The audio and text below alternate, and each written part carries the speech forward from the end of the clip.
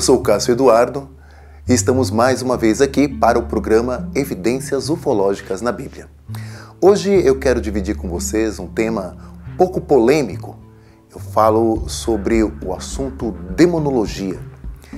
Quero buscar de forma assim tranquila na história da Bíblia essa questão e partilhar com vocês como isso vai se estruturando ao decorrer da história. Depois nós vamos deixar para vocês assim citações, para que vocês pesquisem, para que vocês leiam, mas algumas eu já vou aqui passar. Eu quero colocar que lá no Antigo Testamento, os primeiros povos, que situavam aquela região ali da Mesopotâmia, eles tinham os seus deuses. E quando chega o povo hebreu para aquela terra, eles se deparam com os filisteus, com os jebuseus, com os amalequitas, e cada um desses povos tinha os seus deuses. Logo, eles foram se interessando por aquelas divindades, e isso é muito fácil de ver assim no livro do Êxodo, e eles vão incorporando, eles vão fazendo um sincretismo, vão vivendo um sincretismo religioso, e que num dado momento aquilo é proibido.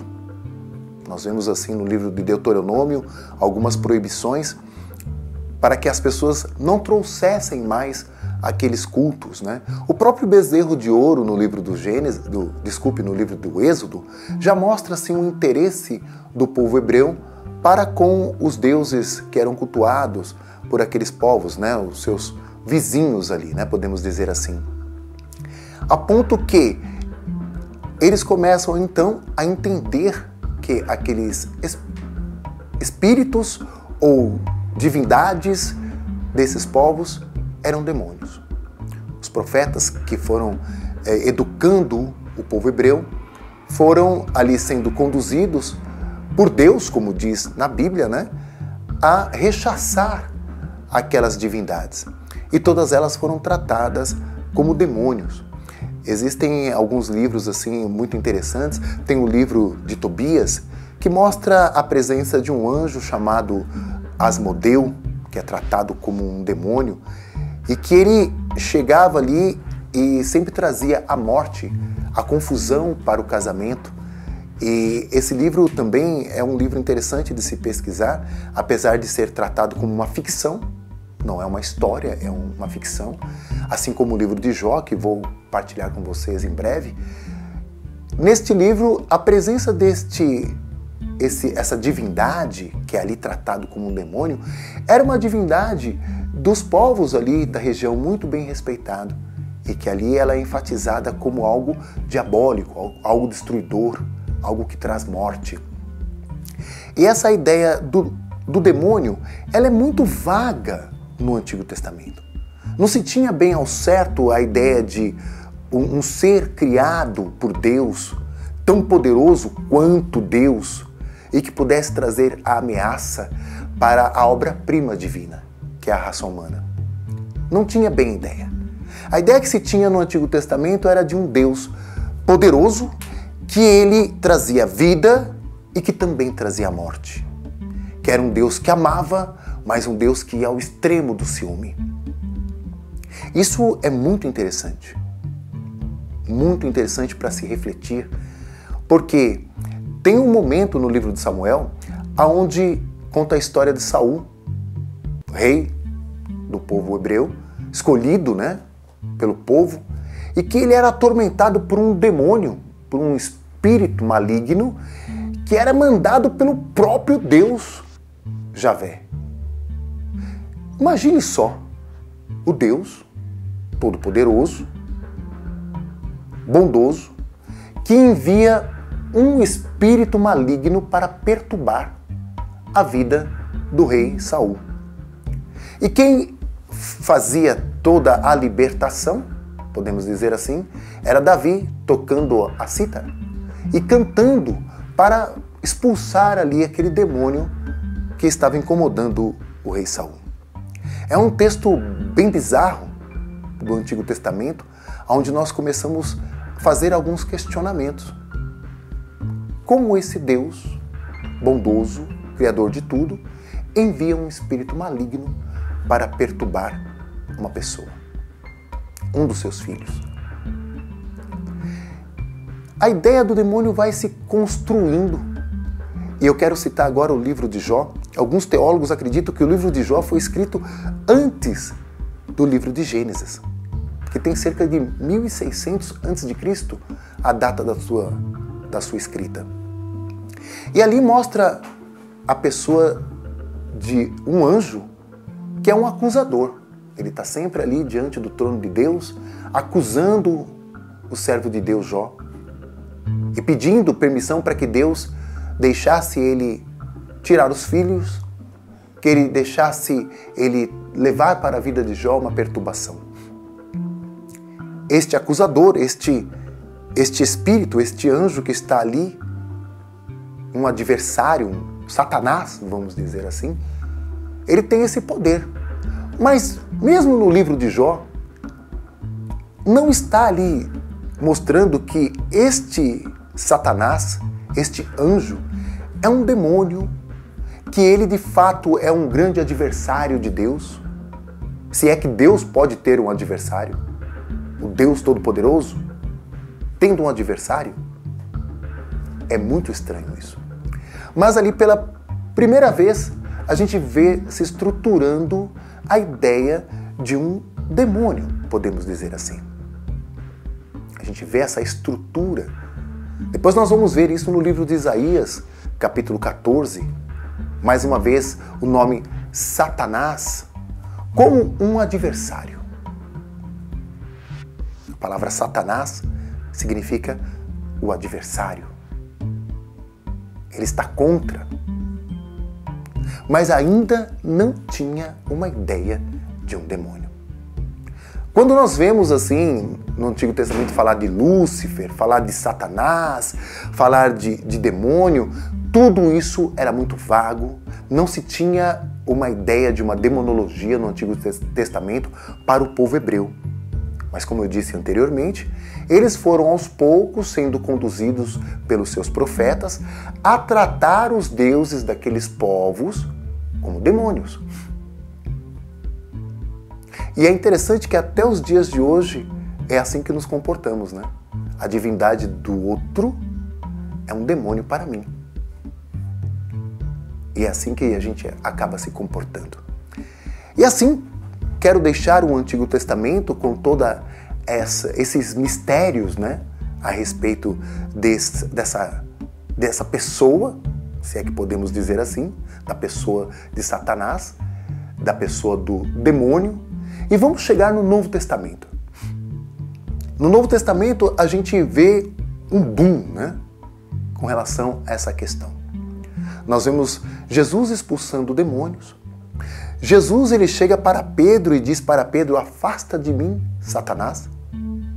Seus pensamentos não são de Deus, mas sim dos homens.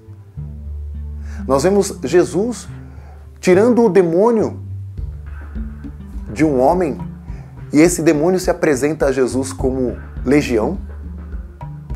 E essa legião pede para que Jesus o direcione para os corpos daqueles porcos, né, que estavam ali. E é um texto muito interessante, porque o povo hebreu, nesse momento, estava sendo dominado pela legião romana. E aí a gente consegue entender muitas coisas sobre essa questão de Jesus libertando as pessoas de espíritos malignos. Uma coisa muito interessante no Novo Testamento, inclusive também no Antigo Testamento, que o povo hebreu, ele tinha uma noção muito profunda das doenças externas. Mas eles não tinham um estudo profundo de doenças internas. A pessoa tem ouvido, mas não escuta, é um demônio surdo. Ela tem boca, tem língua, mas não fala, ela tem um demônio mudo. Epilepsia. Algumas bíblias até tratam, né, um episódio de um menino que ora se jogava no fogo, ora se jogava na água, e que o pai do menino aborda Jesus dizendo que um espírito perturbador acompanha o filho dele desde a infância. E Jesus vai, liberta aquele jovem daquela situação Mas o mais interessante é que todo o quadro narrado é muito parecido com a epilepsia. Em algumas Bíblias até colocam assim, o garoto ou o rapaz epiléptico. Doença interna. Existia uma divindade de uns povos ali, bem acerca do povo hebreu, que era Baal-Zebub, e que hoje nós chamamos de Beelzebul, e que significa o quê? O Deus das moscas. Eles entendiam que nos lugares onde eles jogavam os lixos, ali tinha uma espiritualidade, uma divindade, um demônio, algo assim, que quando as pessoas chegavam até esses lugares, elas vinham de lá com algum tipo de doença. Hoje nós sabemos, né, que lugar de muito lixo, ou tem muita bactéria, ou tem muito vírus, ou tem alguma coisa, a pessoa vai ficar febril, vai ter algum tipo de situação que era para aquela época algo inexplicado. Era inexplicável isso. Então eles diziam que o Deus das moscas, o Beelzebul, possuía o corpo daquela pessoa e que levava aquela pessoa à enfermidade, à morte. Mais uma vez, são doenças internas. E é muito interessante. Todas as questões sociais, tudo aquilo que trazia divisão, desentendimento, no Novo Testamento era tratado como um espírito de confusão, um espírito de calúnia, de desentendimento. Era uma linguagem da época. Devido a essa dificuldade de entender questões internas, questões emocionais, era assim tratado. E por isso é muito comum a gente ver essas expulsões no Novo Testamento. Jesus ele chega para Pedro e rechaça Pedro, mas por quê?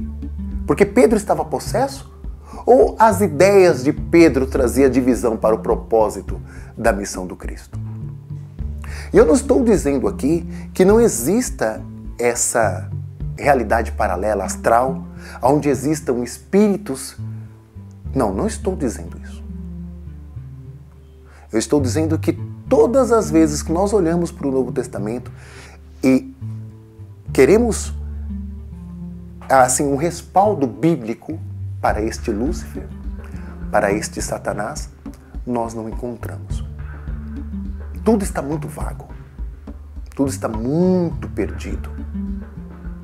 E sempre aquilo que não é possível se explicar vira algo demoníaco. Eu quero seguir mais um pouco na história e vir para a Idade Média. Porque na Idade Média tem, mais uma vez, algo interessante acontecendo. Precisa-se dominar aquela população. Começam a surgir alguns eventos interessantes ali na Inglaterra, que são os círculos ingleses, e que até os dias de hoje, né, vocês podem pesquisar que surgem isso, e logo eles associaram estes círculos ingleses a um demônio ceifador, que só poderia ser algo diabólico para fazer aquilo. E é interessante que nos momentos dos dias de hoje, todas as vezes que nos deparamos com esses fenômenos dos círculos ingleses, logo nós pensamos em ufologia e automaticamente já pensamos no demônio. Por quê? Porque lá na Idade Média, tendo aquela necessidade de criar-se um pânico para controlar a população, esta situação, esse fato, este acontecimento, foi logo associado ao demônio. E daí surge todas aquelas artes, né, aquelas pinturas de um demônio parecendo um bode, que eles vão buscar lá na história dos povos, chamados povos pagãos, né, e as suas divindades. Eles vão estruturar um demônio com um pé de bode, com chifres, com um tridente, como o tridente de Poseidon, que está ali de encontro com aqueles povos que eram agricultores. Porque nós vemos na Bíblia uma briga dos pastores com os agricultores, do Antigo ao Novo Testamento. Isso é um tema muito interessante para um próximo programa. E o que acontece na Idade Média? Eles estruturam toda essa demonologia, os ritos de exorcismos, todos os sinais de uma pessoa que está endemoniada. E o mais interessante, nós tratamos aqui em outros programas de várias habilidades, né? Como levitação, né? De Jesus sair voando, de teletransporte, de habilidades em falar outras línguas, como os apóstolos fizeram isso, e os primeiros cristãos viveram essas habilidades. Nós tratamos em outros programas sobre esses temas. E todas essas habilidades viram sinais de possessão na Idade Média. Não é incrível essa situação? Manter-se jovem, levitar, capacidade de telepatia, tudo isso eram sinais de possessão. Essa pessoa precisava passar pelos exorcismos. Quantos métodos de tortura para tirar o demônio dessas pessoas plenas de habilidades? Falar em línguas estranhas, possessão. Precisa de libertação, precisa de exorcismo. E assim nasce toda a caça às bruxas. E todas as pessoas que manifestavam essas habilidades passaram então a serem perseguidas de maneira assim muito incisiva. E muitas delas levadas à morte. A história está aí para quem quiser pesquisar. Não é muito interessante essa situação? Como que algo tratado como divino, na antiguidade, de repente vira diabólico? Qual era o interesse disso?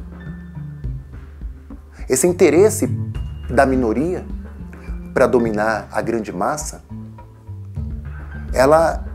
ele é enriquecido por várias mentiras, por vários engodos, e que a gente simplesmente deixa isso passar.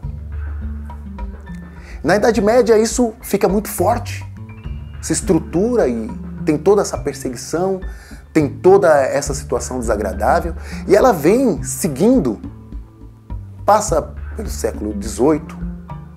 O século XVIII ele começa a perder um pouquinho de força. A demonologia vai caindo de moda, vamos dizer assim. Século XIX ela começa então a pegar força de novo, com outras teologias que vão se estruturando, que eu vou tratar em outros programas. E ela, hoje em dia, está em evidência. Os exorcismos, essa prática volta com toda a força século XX, século XXI. E é o que nós vivemos hoje em dia. Um grande show, um grande espetáculo, uma grande forma de ganhar dinheiro, de manipular as pessoas, de dar sugestões hipnóticas, de manipular pessoas que têm habilidade. E muitas das vezes essas pessoas que têm habilidade saem dessas sessões de libertação crendo piamente que um demônio ou uma legião de demônio saiu dela. Então, dentro desse contexto, eu convido a todos vocês a pesquisarem isso com carinho. Olhar lá para o Antigo Testamento, olhar para todos esses povos que tinham as suas divindades. Entender que esse Deus Javé também era um Deus que provocava fúria nas pessoas. Nós temos vários relatos bíblicos que apoiam isso. O próprio livro do Êxodo diz isso, Êxodo capítulo 20, que ele é um Deus que persegue. E muitos dos judeus tinham medo do nome de Deus, não pronunciavam o nome de Deus devido ao medo que tinha. Ele era o Senhor dos exércitos.